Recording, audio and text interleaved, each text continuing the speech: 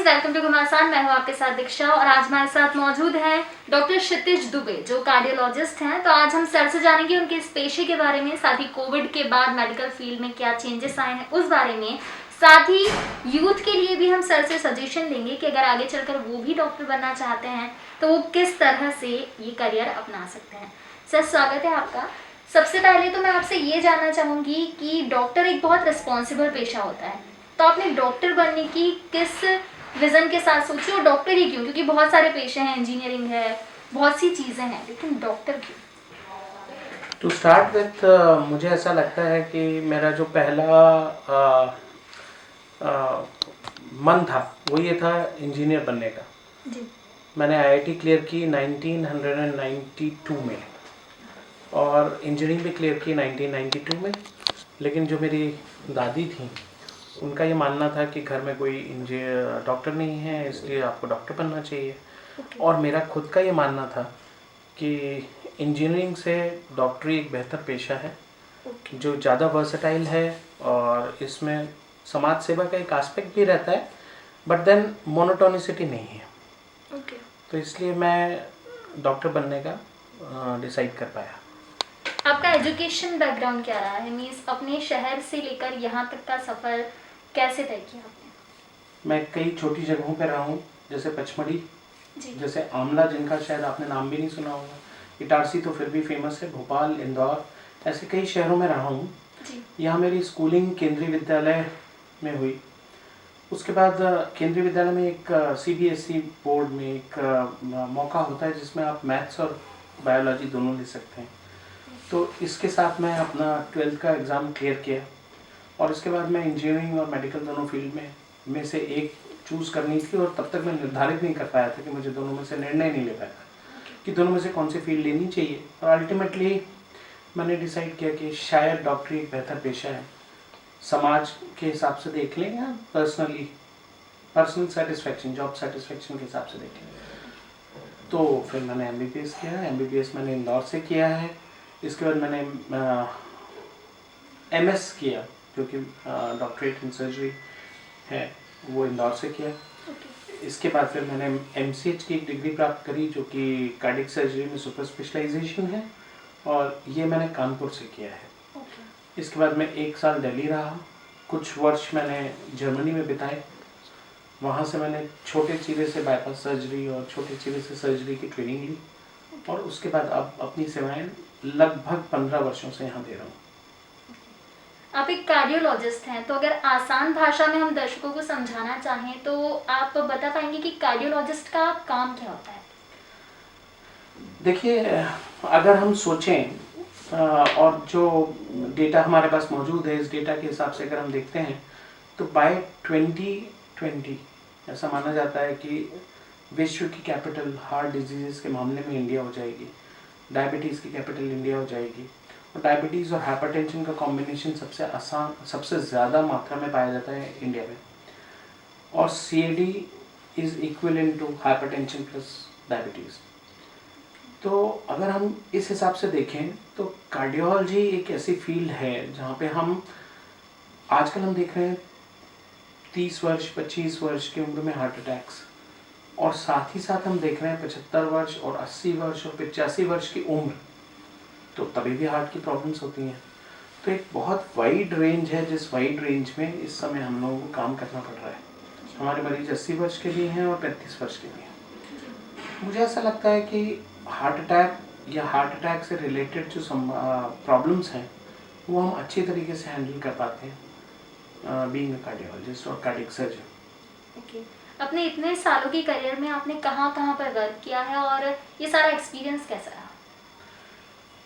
मैंने अपना काम करना शुरू तो इंदौर में ही किया था। एमबीबीएस मेरा यहाँ से है, एमएस मेरा यहाँ से है, और शुरू में मैंने एमवाई अस्पताल में काम किया। वहाँ से हमारी सर्जिकल ट्रेनिंग भी शुरू हुई और जो क्लिनिकल स्किल्स हैं वो हमने डेवलप की। इसके बाद हम कानपुर में रहा मैं लगभग 2 वर्ष। उसके बाद 1 वर्ष दिल्ली में बत्रा हॉस्पिटल, राम मनोहर लोहिया और ईस्ट ऑफ कैलाश में एक हॉस्पिटल है, नेशनल हार्ट इंस्टीट्यूट, वहाँ पे कुछ समय काम किया। उसके बाद मैं जर्मनी गया, जर्मनी से फिर यहाँ आया और यहाँ पे फिर निरंतर काम करूँ। सर्जन हैं तो कोई ऐसा स्पेशल केस जो आपको याद है, मेमोरेबल है कि हाँ ये सर्जरी मैंने की थी, डिफिकल्ट थी या स्पेशल कह सकते हैं आप उसे? वैसे as a surgeon over a period of 15-20 years बहुत सारे ऐसे केसेस हैं जो हमारे ध्यान में रहते हैं जी कि ये ऐसा केस है जिसे हम भूल नहीं सकते या याद रहता है हमेशा। चूँकि हम सर्जन हैं तो हम छोटे बच्चे जिनके दिल में कई प्रकार के विकार होते हैं, तो सबसे छोटा बच्चा जो हमने ऑपरेट किया था वो 1800 ग्राम का था। तो 1.8 केजी के बेबी को ऑपरेट करने से लेकर के जो सबसे बड़ी महिला हमने ऑपरेट करी है वो 91 ईयर्स की एज में करी है। तो ऐसा ब्रॉड स्पेक्ट्रम है जिसमें हमने काम किया है, लेकिन इनमें से एक पेशेंट हमें हमेशा याद रहता है, उसका नाम भी बड़ा स्पेशल है। उसका नाम है प्रिंस आमिर। ये एलएनटी में कार्यरत हैं।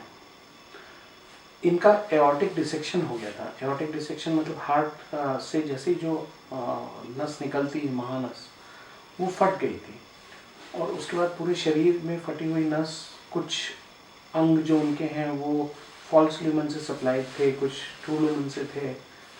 अनफॉर्चुनेटली ये था कि सर्जरी अगर आप किसी की भी करते हैं तो आपको ज़रूरी ये होता है कि आपको ये पता हो, उनके अटेंडेंट्स आपको परमिशन दें पेशेंट के साथ साथ, नेक्स्ट ऑन किन।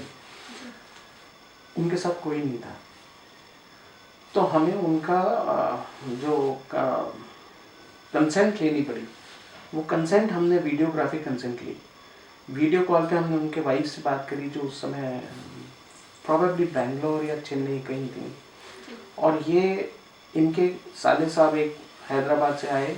हमने वेट किया सारा दिन, 8 बजे के आसपास वो यहाँ आए। हमने रात में सर्जरी शुरू करी और मेरे ख्याल में सुबह 4 बजे तक कम से कम वो सर्जरी चली होगी।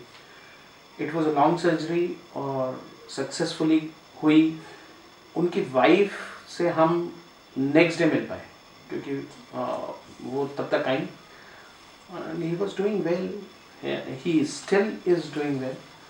वो मुझे हमेशा याद रहता है क्योंकि हमारे पास टेक्निकल हिच थी, मेडिको लीगल हिच थी कि हम बिना परमिशन के कैसे सर्जरी कर सकते हैं, और वो भी ऐसी जिसमें 50% मॉर्टेलिटी है।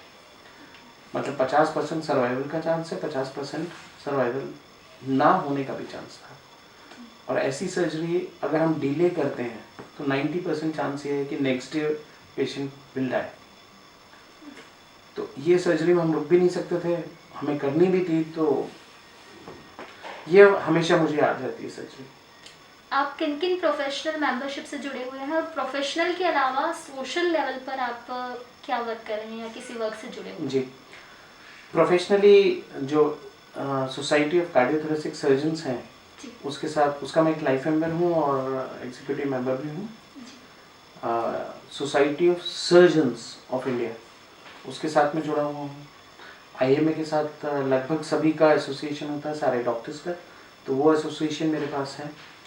इसके अलावा 3 क्लब्स हैं इंदौर के जिसमें मैंने मेंबरशिप ले रखी है, जिसमें आईटीसी, रेसिडेंसी और ये सारे क्लब्स शामिल हैं। तो यहाँ पे हम अपना थोड़ा बहुत काम करते हैं और जितना एजुकेशनल प्रोग्राम कर सकते हैं वो कर सकते हैं। ये हुई बात ऐसी जो कि ऑर्गेनाइज्ड चीज़ें हम कर रहे हैं, लेकिन एक कॉर्पोरेट सोशल रिस्पॉन्सिबिलिटी नाम की चीज़ है जिसमें बहुत बड़ी बड़ी कंपनीज का फंड लगा हुआ होता है। जितनी बड़ी कंपनीज हैं, ल्यूपिन हो गई या मल्टीपल फैक्ट्रीज, फोर्स, मानफोर्स, जितने भी हैं, ये जितनी भी कंपनीज हैं ये सोशल रिस्पॉन्सिबिलिटी के तहत काम करती हैं, कॉर्पोरेट सोशल रिस्पॉन्सिबिलिटी। वहाँ जा कर के हम mostly basic life support training देते हैं। तो अगर किसी को हार्ट अटैक आया है या हार्ट अटैक हुआ है तो उसको मसाज कैसे देनी है, उसको सर्वाइव या रिवाइव कैसे करना है, उसे हॉस्पिटल कैसे पहुँचाना है, तो ये एक बेसिक लाइफ सपोर्ट की ट्रेनिंग है। ये बेसिक लाइफ सपोर्ट की ट्रेनिंग हमने इसके अलावा बहुत सारे स्कूल्स में दी है। हम चाहते हैं ये, और बहुत बार बात भी हुई है इस बारे में, कि ये चीज़ें उसमें इन्वॉल्व करना चाहिए इनको बेसिक करिकुलम में, क्योंकि अगर बच्चों को आएगा तो बच्चे आगे जा कर के ये काम करके दिखाएंगे। तो डीपीएस हो गया, शिशु कुंज हो गया, या मुझे याद नहीं आ रहा, NDPS, new Digambar public school हो गया, अम, ये सत्य साई स्कूल हो गया, इन सभी में हमने ट्रेनिंग्स दी हैं। इसके अलावा जो कॉर्पोरेट हमको अप्रोच करते हैं या हम मेल्स करते हैं और वहाँ जाकर के हम ये बेसिक लाइफ सपोर्ट की ट्रेनिंग देते हैं, क्योंकि ये हादसे कभी भी कहीं भी किसी के साथ हो सकता है। तो वो एक हमारा बेसिक एजेंडा है जिस पे हम, अगर आप पूछें कि सोशली हम क्या काम कर रहे हैं, तो मुझे ऐसा लगता है कि हम बेसिक लाइफ सपोर्ट की ट्रेनिंग देने से बड़ा और कोई सोशल काम नहीं कर रहा। रिसर्च एंड आर्टिकल्स जो आपने अपनी फील्ड से रिलेटेड किए हैं या कहें कि लिखे हैं, वो किस बारे में है, आपने उनमें क्या बताया है, और वो सिर्फ प्रोफेशनल वे से जुड़े हुए हैं या पर्सनली भी कुछ आर्टिकल्स या रिसर्च तो नहीं, आर्टिकल्स कह सकते हैं जो आपने लिखे हैं? आर्टिकल्स पे अगर हम पहले फोकस करें तो मैं कई सारी मैगजीन्स के लिए और न्यूज़पेपर्स के लिए रेगुलर आर्टिकल्स लिखता हूँ, जी। और हिंदी और इंग्लिश दोनों लैंग्वेजेस में लिखता हूँ, और आर्टिकल्स पब्लिश भी हुए हैं, I mean on a regular feature. अगर हम एजुकेशनल या रिसर्च के बारे में बात करेंगे तो मेरा प्रीडोमिनेंट जो नीश है, प्रोफाइल है, जी। उससे रिलेटेड मेरे सारे हार्ट सर्जरी के ऊपर आर्टिकल्स हैं जो कि नेशनल और इंटरनेशनल जर्नल्स में पब्लिश हुए हैं। इसमें छोटे चीरे की सर्जरी और होशो हवास में या अवेक स्थिति में पेशेंट की बाईपास सर्जरी या वाल्व रिप्लेसमेंट सर्जरी, और इन दोनों का कॉम्बिनेशन कि हम पेशेंट को बेहोश भी नहीं कर रहे हैं, हम उसका ऑपरेशन भी कर रहे हैं और उसका ऑपरेशन छोटे चीरे से कर रहे हैं। तो इससे ज़्यादा एडवांस कोई सर्जरी वर्ल्ड में नहीं है। मतलब अगर आप गिनेंगी तो उंगलियों पर गिनने जितने ऐसे केसेस इंटरनेशनली हुए हैं जिन पेशेंट्स को बेहोश भी नहीं किया गया है और जिनके छोटे चीरे से सर्जरी हुई है। ये आर्टिकल्स एक्सेप्ट क्यों किए गए, ये बड़ा इम्पोर्टेंट है। देखिए, हार्ट सर्जरी की जब बात आती है तो हम बड़े चीरे देते हैं, हम हाथ पाँव से नसें निकालते हैं और ऑपरेशंस करते हैं, और उसके बाद 24 घंटे 48 घंटे पेशेंट वेंटिलेटर पर रहा करता था। अब अगर हम चीरों को छोटा कर दें तो हमारी इन्वेजिवनेस कम हो रही है, और अगर हम वेंटिलेटर को पिक्चर से हटा दें तो हमारी इन्वेजिवनेस कम हो रही है। तो इन दोनों का जो कॉम्बिनेशन है ये वर्ल्ड वाइड अभी भी एक्सेप्टेबल नहीं है। ये स्टिल इस मोड पे है जिस मोड पे कि हम इसके ऊपर और क्लिनिकल काम करने की ज़रूरत है, रिसर्च बेस्ड। सो ये बड़ा नोबेल आइडिया है और इसके ऊपर हमने काम काफ़ी किया है और इस पे आर्टिकल्स लिखे हैं। अब ये इंटरनेशनली मल्टी सेंटर्ड ट्रायल होगी जिसके बेस पे इसकी एफिकेसी प्रूव होगी, आने वाला वक्त बताएगा। But we have prove that this city like Indore which is a B grade city, यहाँ पे हमने इन सब चीज़ को किया। अपनी स्टडी से लेकर आज आप एक वर्सेटाइल पर्सनालिटी बन चुके हैं, तो ये सफर कैसा रहा पूरा स्टार्टिंग से लेकर अब तक? देखिए, जब हम स्कूल में थे तब हम फुटबॉल खेला करते थे। तो मेरी 12वीं कक्षा का इम्तिहान था और उसके पहले मेरे पिताजी को मुझे लेने आना पड़ा बेंगलोर। मेरे दोनों घुटने जो हैं इनमें मेनिस्कस टीयर हो गया था। फिर मैं आया, मैंने अपने एग्ज़ाम्स दिए और उसके बाद ये पूरी स्टडीज़ करी और आज हम ये करते हैं। तो अगर हम ओवरऑल वर्सेटिलिटी की बात करें तो मैं को करिकुलर एक्टिविटी में स्पोर्ट्स और अपने फील्ड को छोड़ करके और कुछ नहीं करता हूँ। अगर आप मुझसे चाहेंगे कि म्यूज़िक में मेरा बहुत कुछ पैट हो तो ऐसा नहीं है, लेकिन हाँ, स्पोर्ट्स आज भी हम क्रिकेट खेलते हैं संडे को, टेनिस, स्क्वाश ये हमारा रेगुलर फीचर है, और इसके अलावा क्रिकेट और जो हमारी फील्ड है ये स्पोर्टिंग और क्रिकेट और जो अपने मेडिकल फील्ड है इस पे हमारा प्रीडोमिनेंट फोकस आज भी है। इसके ऊपर अगर हम बढ़ नहीं पाए ये सच है। बट अगर सफ़र की आप बात करें तो मुझे ऐसा लगता है कि मैं काफ़ी सेटिस्फाइड हूँ अपनी इन सारी चीज़ों को लेकर के। स्पोर्ट्स हमें आगे बढ़ने की प्रेरणा भी देता है, जीतना और हारना भी सिखाता है और उसकी एक्सेप्टेंस भी सिखाता है, जो हमें मेडिकल फील्ड में रिफ्लेक्ट करती है। देखिए, आप हर पेशेंट को नहीं बचा सकते, कुछ पेशेंट्स ऐसे आएंगे जिनमें हाई रिस्क होगी या जिनको बचना संभव ही नहीं है. So you have to accept your failure there also. तो sports definitely help you in accepting your victories and failures. I am very happy to be a sportsman as well as being a doctor. एक सफल doctor बनने के लिए किसी भी person को किन अप्स एंड डाउन से गुजरना पड़ता है? आपने भी कई सारी चीज़ें देखी होंगी, कभी कुछ अच्छा हुआ होगा, कभी कुछ बुरा. और एक डॉक्टर का पेशा अपनाने के लिए एक पर्सन को क्या क्या करना पड़ता है, किन स्टेप्स को पार करना पड़ता है? प्रॉब्ली बेस्ट क्वेश्चन लगा मुझे. इसके पीछे रीज़न है. रीज़न ये है, एक होता है फ्रूटफुल प्रोफेशन. जी. आप जितना इन्फ्यूज करते हैं उससे ज़्यादा आपको मिलता है. ऐसे कई प्रोफेशंस हैं. मे बी शेयर मार्केट है, और ऐसे तमाम प्रोफेशंस हैं जिसमें आपको उतना देना नहीं पड़ता जितना आपको मिलता है. अगर हम रिटर्न्स की बात करें, रिटर्न टू इन्वेस्टमेंट की बात करें, मैंने 1993 से पढ़ना शुरू किया था, और मेरा जो फर्स्ट बेबी है वो 2001 बॉर्न है. मैंने 2003 बॉर्न है. 2001 में आई गॉट मैरिड. 2003 में the baby was born and I was studying till 2005.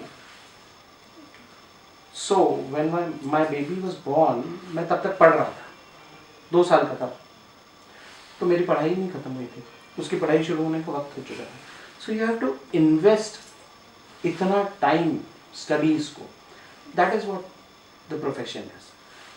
Secondly, once you are through, you still need to get into the training. It is a never learning process. अगर आप doctor हैं तो आप किसी भी दूसरी field में हो, आपको अपडेटेड रहना या ना रहना उतना ज़रूरी नहीं है. लेकिन डेफिनेटली अगर आप एक डॉक्टर बन रहे हैं तो यूके में क्या हो रहा है, यूरोप में क्या हो रहा है, यूएस में क्या हो रहा है, या मिडिल ईस्ट में क्या हो रहा है, ये आपको पता होना चाहिए. इबोला अफ्रीका में हुई, कोरोना चाइना से स्टार्ट हुआ. You have to know each and everything about these disease. तो अपडेटेड रहना एक बड़ा इंपॉर्टेंट फीचर होता है. We still, I am a member, I regularly get journals from 14 different countries जिनकी मेंबरशिप मेरे पास ऑनलाइन है और वो आती रहते हैं. वो मुझे पढ़ना होता है, otherwise I can not be updated. और आज इंदौर शहर में अगर हम बात करें और छोटे चीरे की सर्जरी से ऑपरेशन की बात करें, हम इंडिया में 3rd नंबर है हमारा. 3rd number of largest cities हमारे यहाँ है. और इंदौर में कोई भी और सर्जन छोटे चीरे से बाईपास सर्जरी, कई नसों की, या छोटे चीरे से वैल्व की सर्जरी है, ये नहीं करते. So you have to be that updated.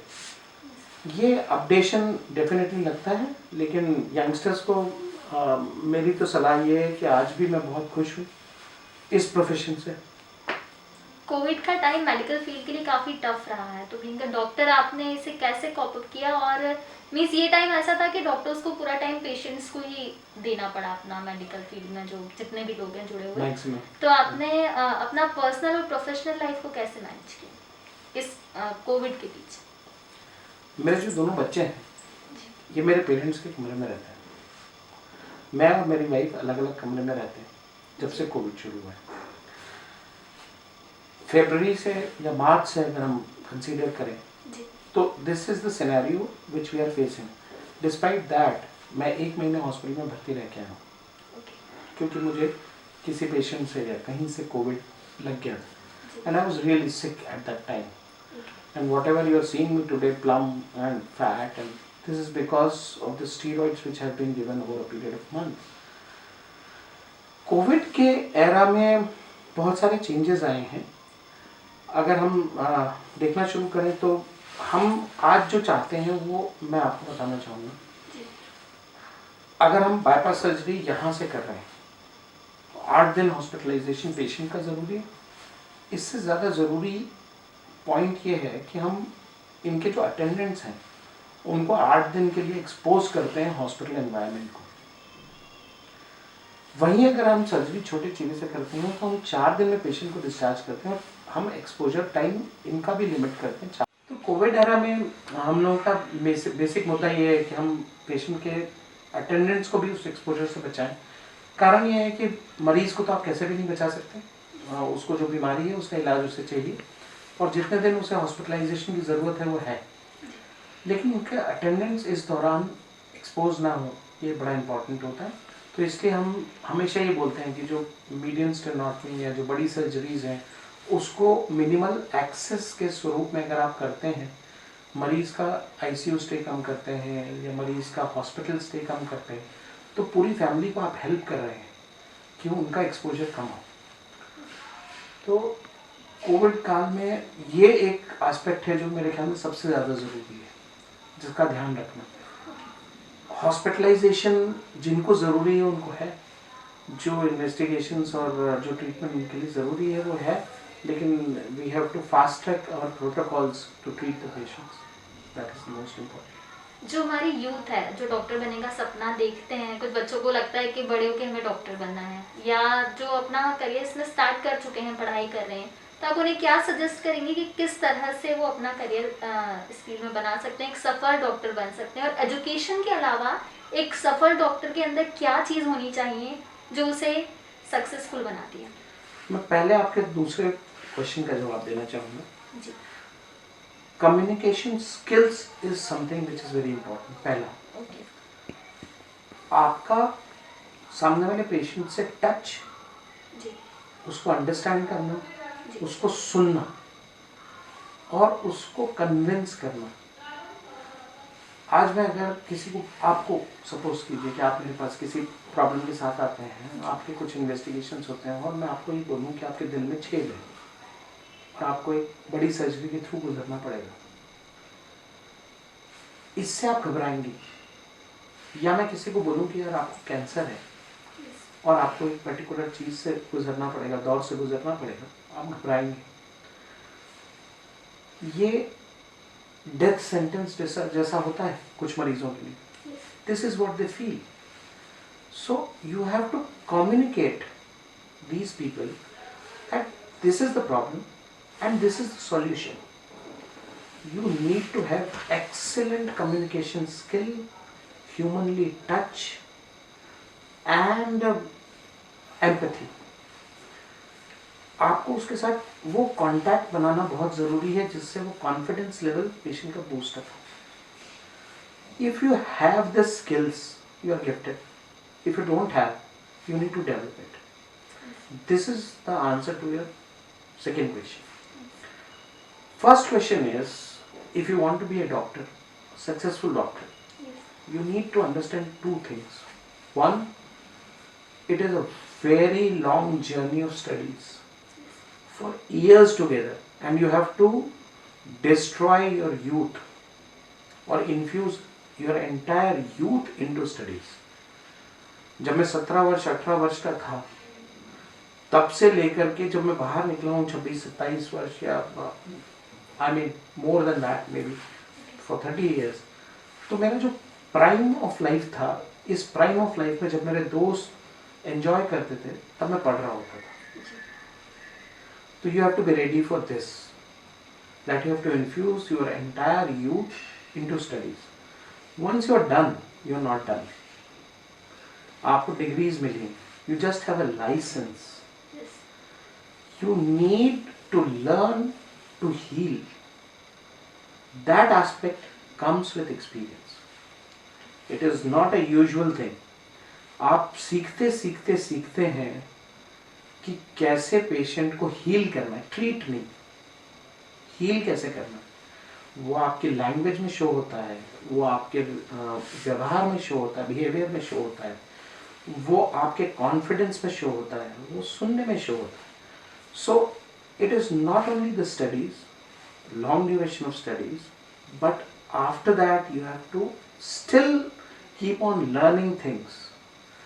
अगर कोई भी बच्चा जो इसमें सफल होना चाहता है, वो अगर ये जान जाए, मतलब समझ ले कि उसे इस दौर से गुजरना है, तो ही उसे इस फील्ड में आना चाहिए। अदरवाइज आप एक सक्सेसफुल डॉक्टर बन नहीं सकते। until unless you have these characteristics of whatever we have elaborated, knowledge, experience, communication skills, empathy, what not. तो गाइस आज हमने डॉक्टर क्षितिज दुबे जी जो कार्डियोलॉजिस्ट हैं उनसे जाना कि इस फील्ड में आने के लिए आपको क्या क्या चीज़ें अपने अंदर लानी होगी और किस तरह आप एक सफल डॉक्टर बन सकते हैं। साथ ही साथ उन्होंने जो स्पेशलिटी की है, साथ ही उनके जो केसेस रहे हैं जो उन्होंने बेहतर तरीके से हैंडल किए हैं, उसके बारे में भी हमने सर से जानकारी ली और एक बेहतर डॉक्टर कैसे बनना है ये भी उनसे जाना। इन सारी जानकारी के लिए आपका बहुत धन्यवाद। Thank you. Subscribe our channel and press the bell icon for more updates.